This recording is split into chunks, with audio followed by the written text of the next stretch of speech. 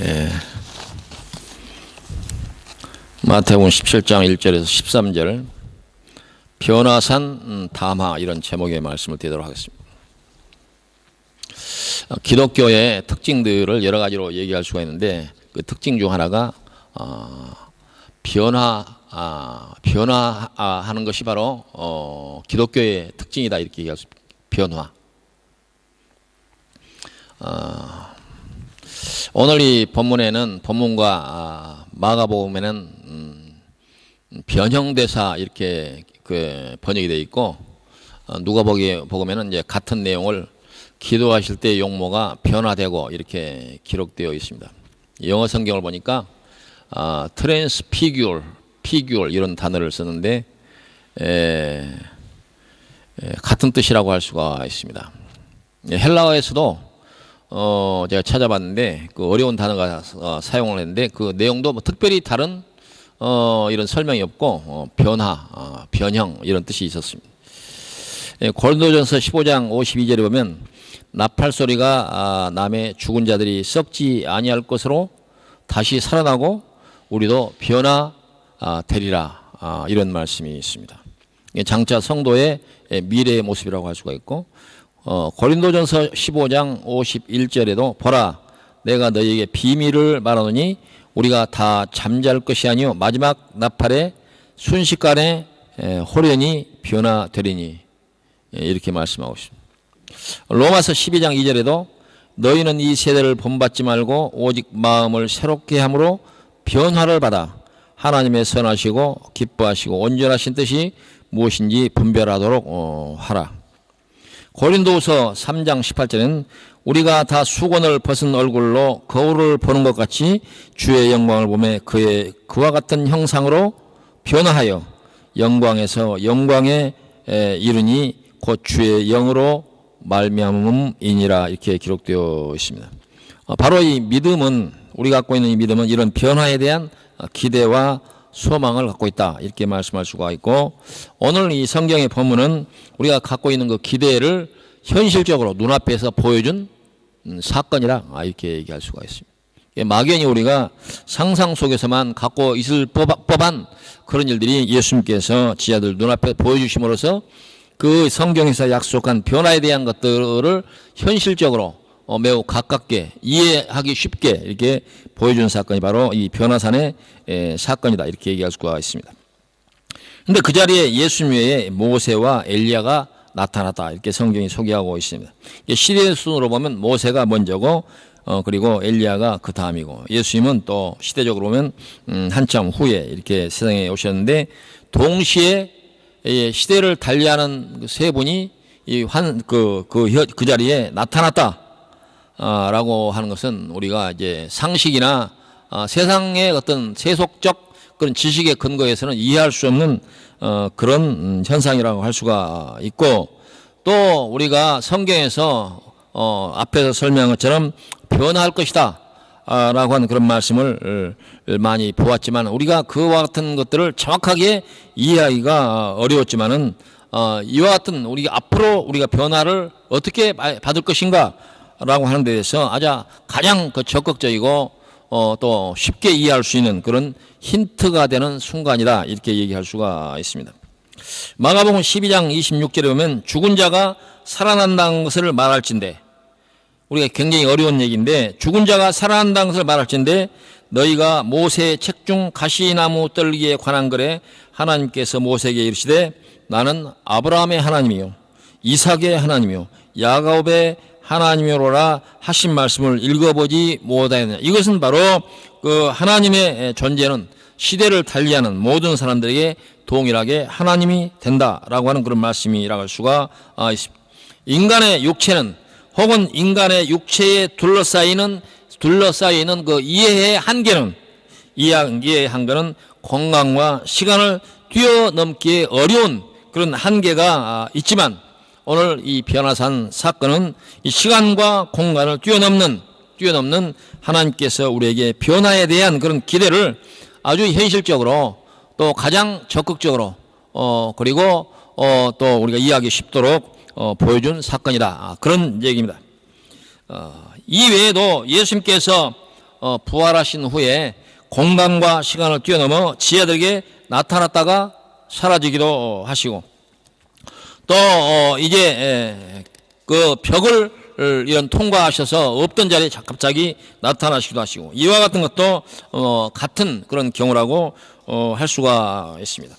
여기서 우리가 한 가지 상상력을 동원해서 우리가 천국에 갈 때 우리는 어떤 모습으로 갈 것인가 라고 하는 문제에 대한 그 해답에서 우리는 그 육체의 부활을 믿는다라고 하는 것이 그동안에 정리된 우리 믿음의 그 교리의 핵심. 근데 이 육체라고 하는 것도 육체의 부활을 통해서 천국에 간다 우리가 이렇게 믿고 있는데, 이 육체라고 하는 것은 바로 여기에서 힌트가 있는 것처럼 변화된 육체다, 이렇게 변화된 육체. 만약에 우리와 같은 현재와 같은 이런 육체라면 아마 상당히 문제가 되지 않을까. 그래서 현재 우리와 같이 문제 많은 걸핏하면 감기도 걸리고 또 걸핏하면 식중독 걸리고 이런 형태의 그런 육체라고 한다면 천국에도 아마 병원이 있어야 될 것 같고 의사도 있고 간호사도 있어야 될 것 같지 않은가, 이런 그 우스운 그런 상상을 해 볼 수가 있습니다. 인간의 육체는 불완전하고 고장 잘나고 탈이 나는 그런 속성이 있지만, 변화된 육체는 완전하고 질병이나 죽음이 없는 육체가 될 것이다 라고 우리가 생각하고 믿고 있습니다.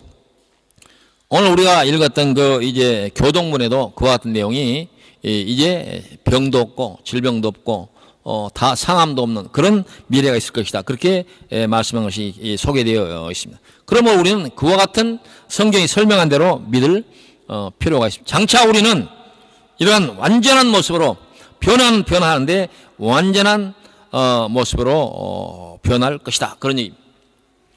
그러므로 우리가 이 기독교의 변화라고 하는 것은 기독교의 그 교리 중에서 핵심적인 그런 교리 중에 하나다라고 했을 때, 우리가 누군가에게 교회 또 우리가 신앙에 대해서 설명이 필요하다 하면 키워드를 변화라고 하는 변화라고 하는 이 화두를 가지고 사용하면 여러분도 이해하기 쉽고, 그리고 다른 사람에게 설득력 있게 우리 신앙을 설명하기가 쉬울 것이다, 이렇게 얘기할 수. 그래서 오늘 우리가 신앙에 있어도 대단히 이해를 위해서 귀한 말씀일 뿐 아니라, 여러분들이 마음 먹고 전도를 해야겠다 그러면 어떻게 전도하지?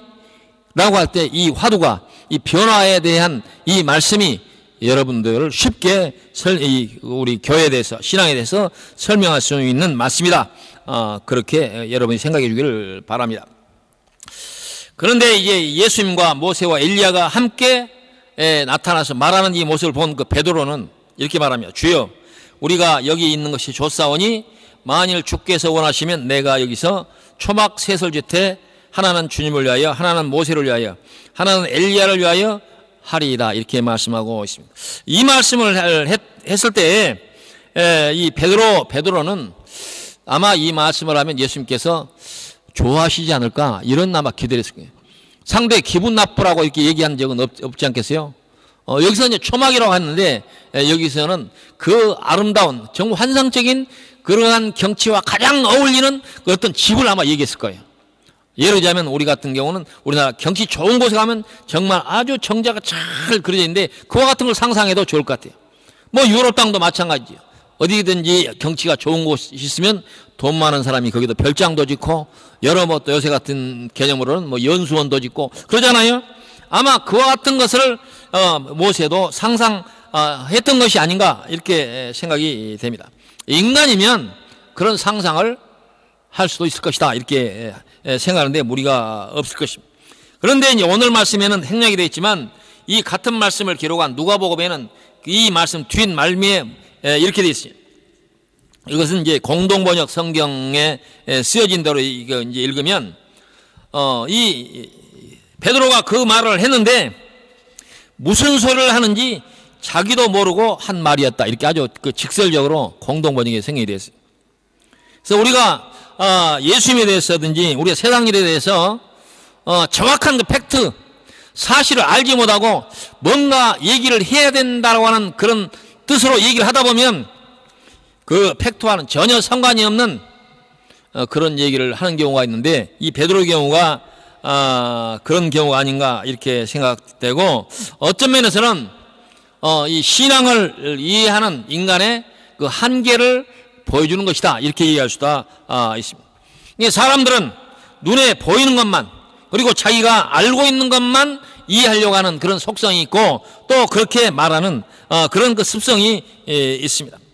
바로 이 그 장소가 아름다운 그 이스라엘 땅, 팔레스타인 땅에서는 가장 아름다운 땅이라고 알려진 헐몬산으로 가는 그 중턱이라고 할 수가 알려져 있는데, 그곳은 경치가 아주 빼어난 곳입니다. 수목이 울창하고 물이 많은 곳이며, 그리고 기후도 좋습니다. 심는 것보다 다 잘 돼서, 지난번에 아모스나 그 서를 통해서 말씀하신 것처럼, 자주 말씀하신 것처럼, 이제 바산의 암소라고 표현할 정도로 살찐 짐승들이 뛰어노는 그런 곳이었습니다. 그래서 이런 곳이면, 이런 경치 좋은 곳이면 사람들은 왜 이곳에 집을 짓고 살았으면, 이런 생각이 듭니다. 그래서 그 베드로도 이곳에 초막셋을 짓고 예수를 위해서, 모세를 위해서, 엘리야를 위해서 그렇게 하는 것이 좋지 않을까요? 이렇게 얘기를 합니다. 충분히 우리가 이해할 수 있는 얘기들이죠. 베드로도 같은 생각이었을 것이고, 그 자리에 말은 안 했지만 다른 지혜들도 그런 생각을 했음직합니다. 근데 성경은 그와 같은 그 베드로의 말을 무슨 소리인지 자기도 모르는 말을 하고 있었다. 이렇게 얘기를 하고 있습니다. 성경도 아주 그런 재미있는 표현들이 많은데 그런 경우에 해당 아닌가 이렇게 생각이 돼요. 바로 이 말은 예수님께서 모세와 엘리야가 나타나서 보여주려고 하는 그런 참다운 메시지와는 전혀 상관이 없는 엉뚱한 얘기였다, 그런 얘기죠. 엉뚱한 얘기를 했다, 그런 얘기. 그래서 우리가 잘못 알고 하는 말들을 우리가 이제 보통 그렇게 얘기하는 경우가 있습니다. 남의 다리 긁는다. 남의 다리 아무리 긁어야 시원치도 않다, 그런 얘기죠. 그런 표현이 어울리는 그런 상황이 아닌가 이렇게 생각이 됩니다. 근데 더러 우리가 현실적으로 이 말씀을 적응해 보면, 교회들이 어려운 교회들은 그런 꿈도 못 꾸지만, 또 교회들이 요즘 같으면은 돈 많고 이렇게 또 세력이 있는 세가 큰 그런 교회는 어렵것 교회가 부자가 되면 좋은 집 쪽으로 이렇게 많이 관심을 가요. 집을 좋게 짓고 크게 짓고 화려하게 짓고 이런 쪽으로 자꾸 관심이 가는 거죠.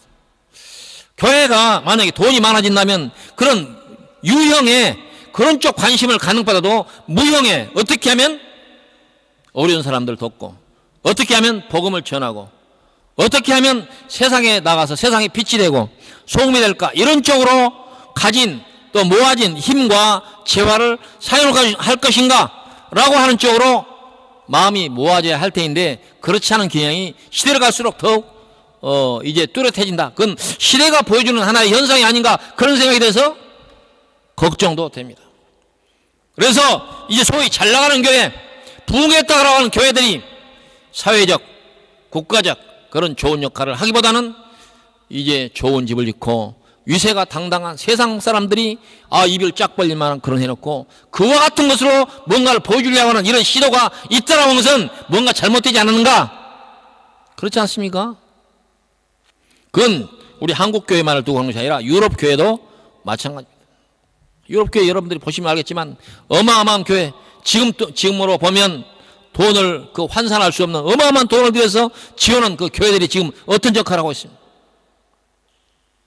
그걸 보면 옛날이나 지금이나 이 교회가 정말 하나님의 말씀에 대한 그 팩트, 사실관계를 정확하게 알고 어떤 일을 하는 것보다는 엉뚱한, 자기도 무슨 짓을 하는지도 모르는 짓만을 하고 있는 것 아닌가, 그렇게 우리가 생각해 볼 수가 있다, 그런 말이죠. 그런데 오늘 본문에 왜 모세와 엘리야와 예수님이 나타나셔서 거기에서 서로 대화를 하셨을까? 그리고 그 담화의 내용은 무엇이었을까? 우리가 궁금해지는 그런 순간이라고 할 수가 있습니다. 모세는 잘 아는 대로 율법의 시작이며 마침, 모세 오경을 쓴 사람이고, 모세 오경은 단지 모세 오경의 머물지 않고 성경 신구약에 맹맥히 그 모세의 오경은 전달되고 흐르고 있습니다. 성경에 보면 이 모세라고 하는 말, 모세라고 하는 이름이 몇 번 등장하냐? 신구약에 걸쳐서 제가 좀 봤더니, 자료를 봤더니 812번이 등장을 합니다. 그 많이 등장하는 그것도 의미가 있지만 그건 결국 뭐냐?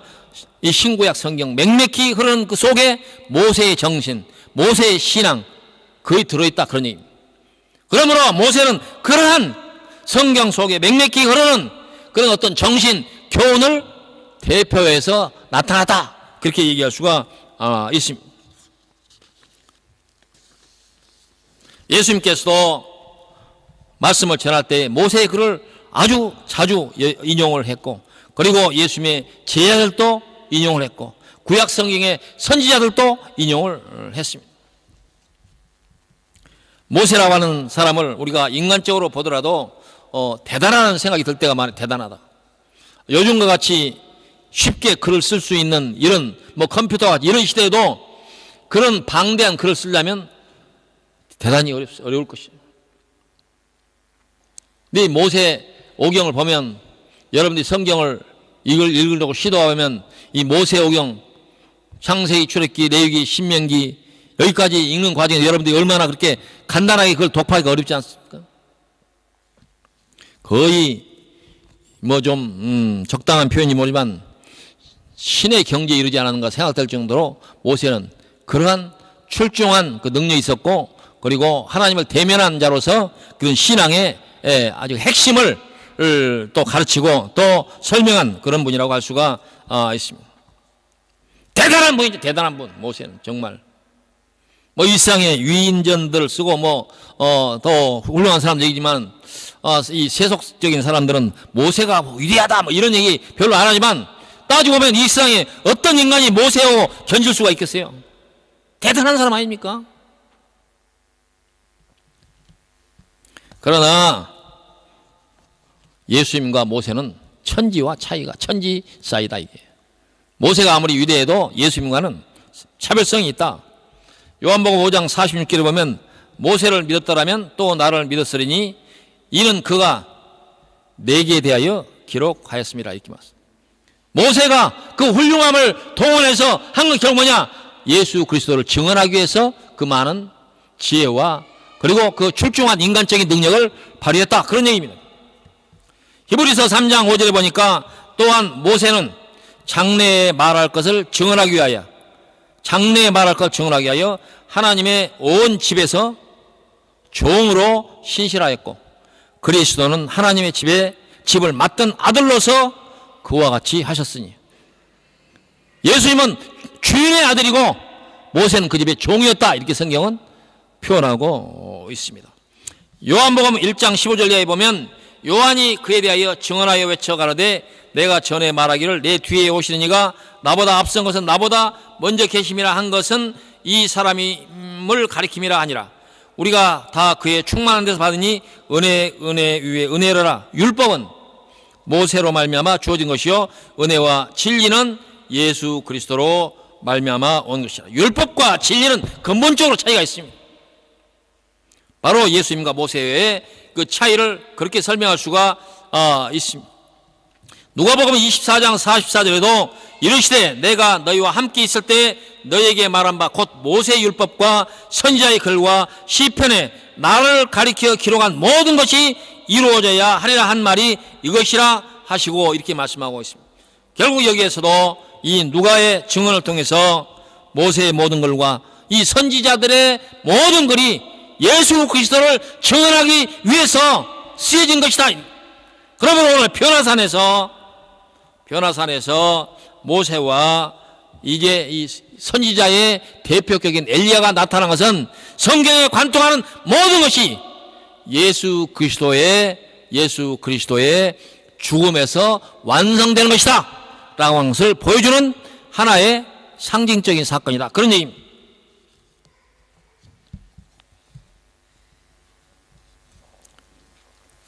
베드로의 이제 자기도 무슨 말을 하는지 모른다고 하는 이 표현처럼 이 말을 한 것은 어쩌면 오늘 이 시대에 많은 예수 믿는다고 하는 사람들의 생각을 대변하는 것이 아닌가, 이런 생각이 들 때가 있습니다. 왜냐? 예수 믿는 것은 좋은 경치, 그런 경치가 빼어난 곳에 좋은 집을 쌓고 짓고 기대하는 그런 미래를 기대하는 것처럼 이런 신앙을 갖고 있는 사람들이 많이 있지 않냐?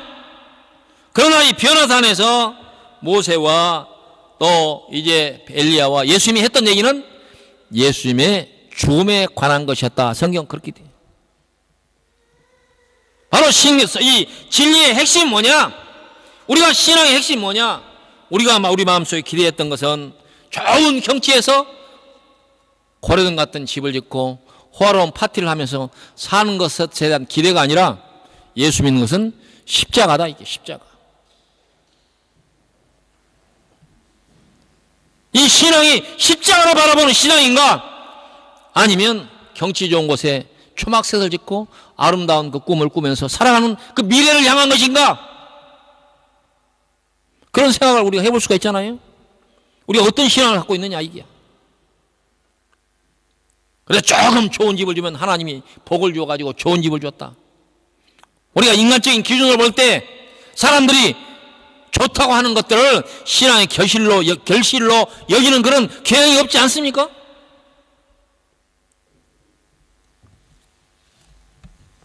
바로 이 변화산 사건은 예수님의 고난 그리고 죽음을 앞에 두고 이 사건이 모세의 율법과 엘리야를 상징으로 하는 선지자들의 증언과 그 글들과 교훈을 완성시키는 메시지를 보여주었는데도 불구하고 자기가 무슨 말을 하는지도 몰랐던 이 베드로의 말 속에서 담긴 뜻은 오늘날에도 신앙생활하면서 지금 자기도 모르는 그런 신앙생활을 하고 있는 우리의 모습을 반추해 볼 수 있는 그런 교훈이 된다, 그 말이에요.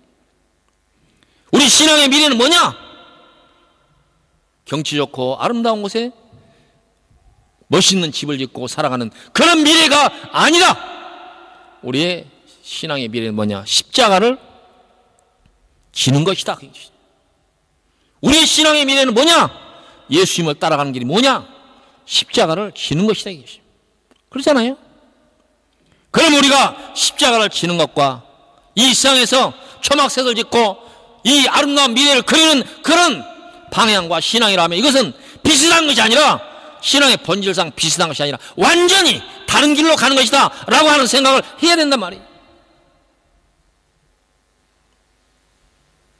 자기의 신앙이 방향이 어느 곳인가 점검해 볼 필요가 있다.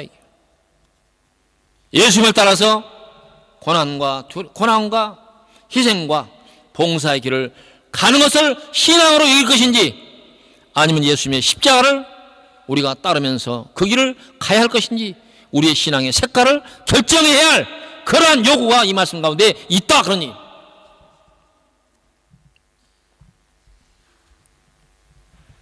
이 사건은 마태와 마가와 누가복음의 기록이 되신.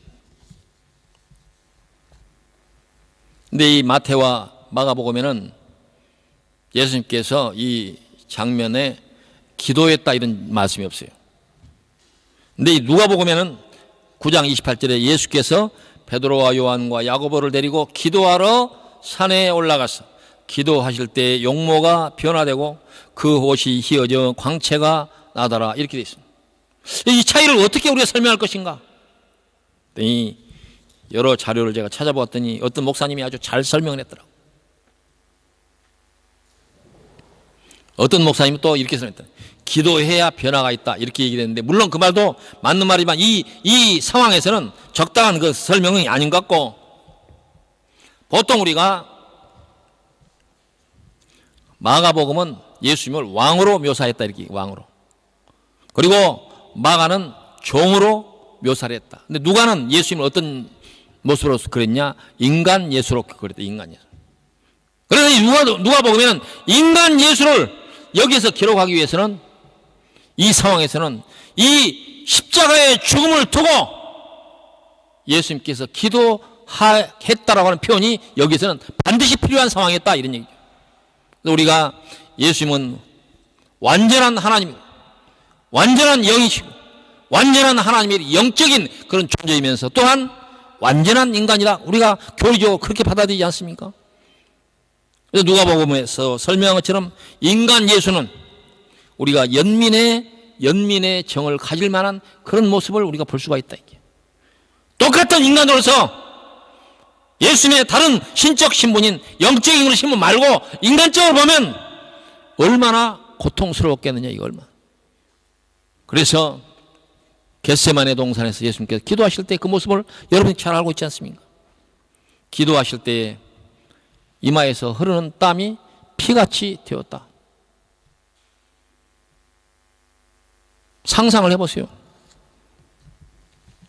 우리가 병들어서 죽는 날을 기다리는 것도 고통스럽고 정말 처참한 상황일 텐데 많은 사람들 앞에서 수모를 당하고 십자가에 달려서 돌아가실 사실을 알고 계신 예수님의 입장에서 인간 예수 입장에서는 기도하지 않았겠는가? 그래서 누가 보기에는 기도하러 가시고 기도할 때 변화를 받아요. 이렇게 기록했다. 그렇게 어떤 목사님이 설명했는데 제가 무릎을 쳤어요. 아 그렇구나. 그냥 예수님께 그냥 하나님의 아들이니까 솔직히 있게 십자가를 진 게 아니다라고 하는 것을 알려줍니다. 인류의 죄를 사하기 위해서 예수님께서 기울였던 우리가 단 인간적인 측면에서만 보더라도 예수님의 십자가는 그만큼 고난과 고통의 십자가였다. 그런 얘기. 바로 우리에게 시사하는 그런 교훈은 뭐냐? 우리의 신앙이 추구하는 것이 아름다운 곳에 초막을 짓고 거기서 꿈꾸는 세계를 가는 것인가? 아니면 예수님께서 걸어갔던 그 십자가의 길을 우리가 따라갈 수 있는가? 고민을 해봐야 되는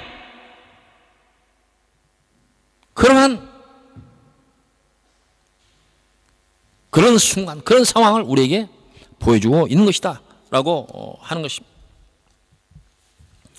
겟세마네 동산에서 예수님께서 어떻게 기도했습니까? 할 수 있으면 이 잔을 내게서 지나가게 하옵소서. 그러나 내 뜻대로 마시고 아버지의 뜻대로 하옵소서. 이 말씀은 정말 고뇌 어린 그런 기도라고 할 수가 있습니다.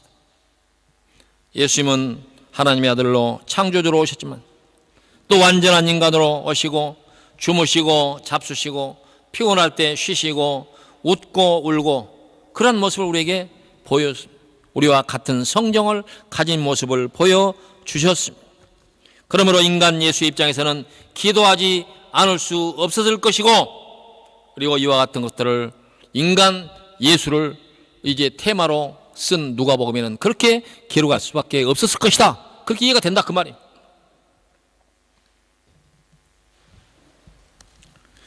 사랑하는 성도 여러분, 변화산 마지막 장면에서는 홀련히 빛난 구름이 그들을 덮으니 구름 속에서 소리가 나서 이르시되 이는 내 사랑하는 아들이요 내 기뻐하는 자니 너희는 그의 말을 들으라. 이런 말씀이 구름 속에서 들렸습니다. 이 음성은 누구의 음성입니까?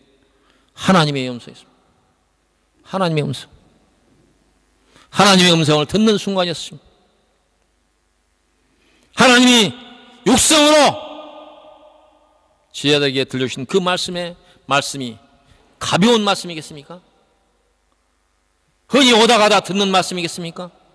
중요하고 또 중요한 이 예수님의 3년 사역의 마지막을 집대성하는 그 교훈을 함축적으로 보여주셨을 것입니다. 그 말씀이 뭐냐? 그의 말을 들으라는 겁니다. 그의 말을. 어떤 말을 들으라?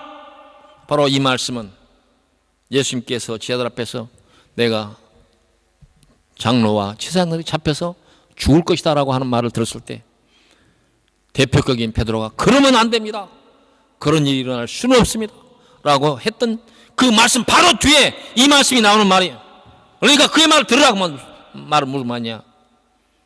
바로 예수 십자가의 그 교훈을 너희들이 들으라 그런 얘기입니다. 십자가에 예수는 이 세상에 십자가를 지러 왔다라고 하나님께서 말씀하시는 순간입니다. 그 십자가의 신앙을 받아들이라, 그런 얘기 아니겠어요? 십자가의 신앙은 뭡니까? 십자가를 지는 신앙을 받아들여. 십자가를 지는 신앙을 받아들이라, 그런 거 아닙니까?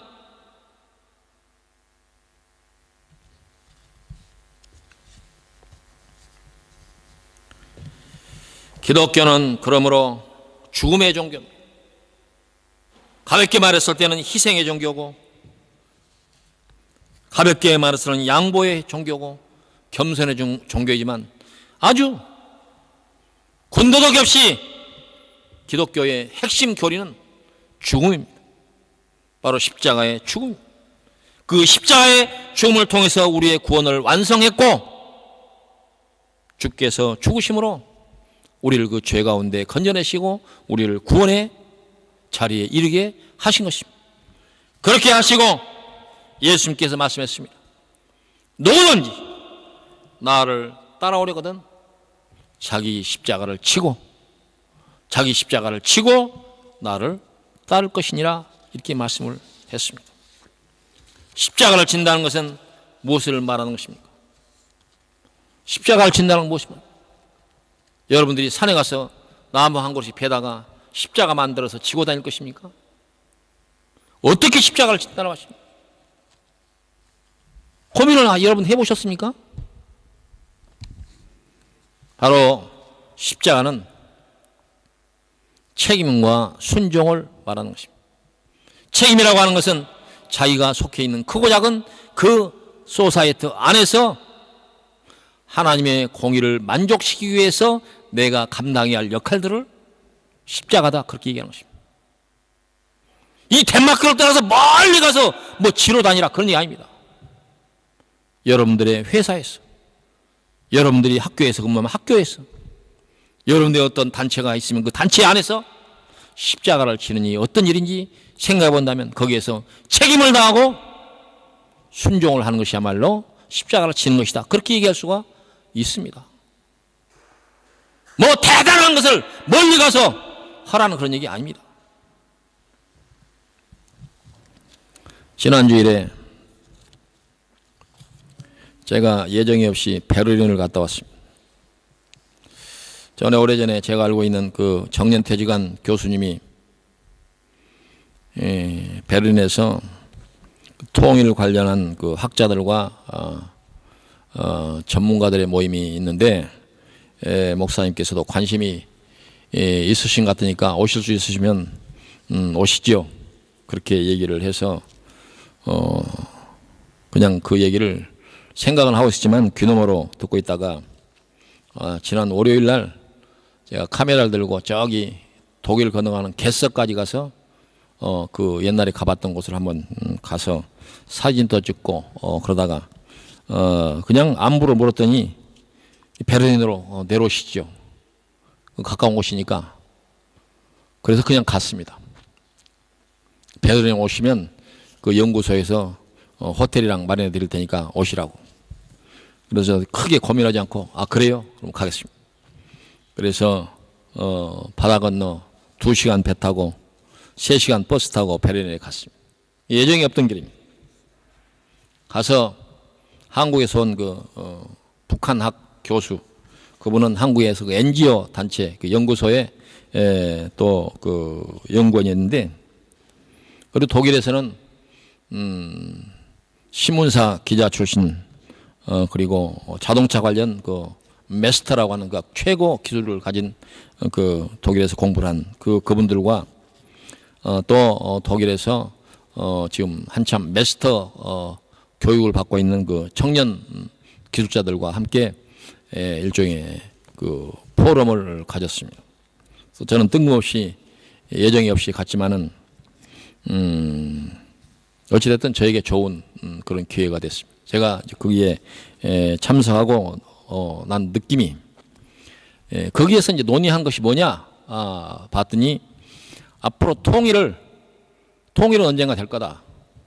그러면 통일이 됐을 때 통일이 북한 사람들이 이 서방 세계에 대해서 적응할 수 있는 능력이 떨어지면 북한 사람들을 남한 사람들이 먹여 살리는 일을 다 그 짐을 다 떠안아야 되면 통일이 더 어렵지 않겠느냐. 그래서 미리 북한의 젊은 청년들을 데려다가 독일이나 서방에서 우선 이 기술을 좀 이 서방 세계 수준으로 기술을 연마하는 일에 우리가 어떤 준비를 하자. 그런 모임이에요. 그래서 한국의 NGO가 돈을 대고 그 뜻 있는 일 아닙니까? 자기 뭐 어떤 욕심을 부린 일들이 아니라 이 나라와 민족의 미래를 미리 이렇게 준비하는 사람들의 이런 모임이 있었고 그런 일에 시간을 내고 또 먼 곳에서 모여서 의논을 하고 하는 걸 볼 때 독일에 사람들만 많지 도대체 뭐하고 사나 그랬더니 이런 뜻깊은 사람들이 있었더라고요. 그래서 그분들하고 함께 어디를 찾아가냐면 독일 공업협회를 찾아갔습니다. 그 메스터런 분이 그분하고 잘 알아서 안내를 받아가지고 저를 포함해서 6명이 거기에 가서 독일 공업협회 회장을 만나가지고 그런 일에 협력이 될 수 있느냐 그걸 타진하기 위해서 갔었는데 이제 앞으로 이제 그 부분에 대해서는 더 진전된 그런 이제 토의가 필요한 부분이긴 하지만 어찌됐든 그분하고 많은 대화를 했습니다. 그래서 이 독일에 가장 앞서가는 그런 그 선진 자동차 기술을 거기에 이제 나중에 교육을 그쪽에서 맡아서 해준다고 하면 북한 기술자들뿐만 아니라 한국의 또 그 기술자들도 데려다가 같이 이렇게 교육을 시켜서 북한이 만약에 통일이 되는 그런 시점이 되면 북한을 가장 빠른 시간 내에 이 서구의 이 기술의 수준으로 이렇게 이룰 수 있도록 그런 일을 미리 하는 그런 준비 작업이 있어요. 그래서 앞으로 그런 문제를 위해서 더 논의가 지금은 아주 기초 단계인데 더 논의를 해야 될 그런 상황이 오고 또 그런 기회가 되면 목사님도 부르겠다 그렇게 약속을 받았습니다.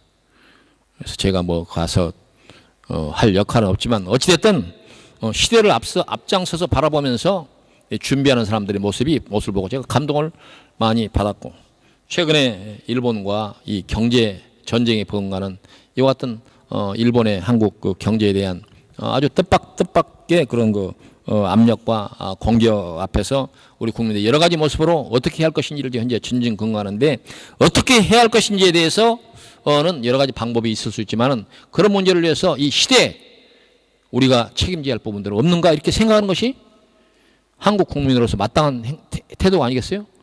나는 아무 상관이 없어. 그러든 말든 이것은 그 시대에 있어서 건강한 한국인으로서 마땅한 자세가 아니라. 그래서 우리 덴마크에 워킹 홀리데이 모인 사람들 그 카페나 그리고 한국 사람들 소사이티에 제가 이 문제를 논의하기 위해서 모임을 한번 가집시다 이렇게 제안을 했는데 아무도 반응이 없어요. 물론 외국에서 살기 위해 여러 가지 바쁜 일들이 있어서 그러겠지만 좀 실망스럽다는 생각이 들어요. 저마다 아름다운 경치 있는 곳에 초막셋을 짓고 아름다운 미래만 꿈꾼다고 하면 십자가는 누가 지겠습니까? 십자가 지는 사람 따로 있고 초막셋을 짓고 거기 가서 여흥을 즐기는 사람들 불러다가 춤추고 노래하는 것만 생각한다면 어떻게 되겠어요? 오늘 이 말씀은 우리의 신앙의 본질에 관한 것이지만 이 말씀을 우리가 볼 때 우리가 속해 있는 그 크고 작은 소사이티 안에서 기독교인의 심장을 가지고 그런 마음이 없으면 어떻게 성경이 말하는 십자가를 질 수가 있겠습니까? 성경이 말하는 십자가는 정말 피눈물 나는 죽음을 무릅쓰는 그 십자가인데 그런 일까지도 아니고 하나의 민족으로서 하나의 국가의 성원으로서 그런 역할조차도 관심이 없다면 어떻게 무서운 십자가를 질 마음이 있겠느냐 이게.